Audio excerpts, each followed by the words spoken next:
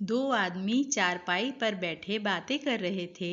अचानक उन्होंने देखा कि एक आदमी लंगड़ाता हुआ आ रहा है। इन दोनों को शर्त लगाने का बहुत शौक था। एक बोला, मेरे ख्याल में इस आदमी के पाँव में मोच आ गई है। दूसरा बोला, लग गई 500 रुपए की शर्त। उस आदमी के पैर में कभी गोली लगी थी, गोली तो निकल गई लेकिन लंगड़ाहट बाकी रह गई है। लग गई, पहले ने दूसरे के हाथ पर हाथ मारते हुए कहा। जब वो आदमी करीब आया तो उन्होंने उससे लंगड़ाकर चलने की वजह पूछी और साथ ही अपनी शर्त के मुताल्लिक भी बताया दिया। वो आदमी हंसकर बोला, लाओ 1000 रुपये मुझे दे दो, तुम दोनों आदमी शर्त हार चुके हो।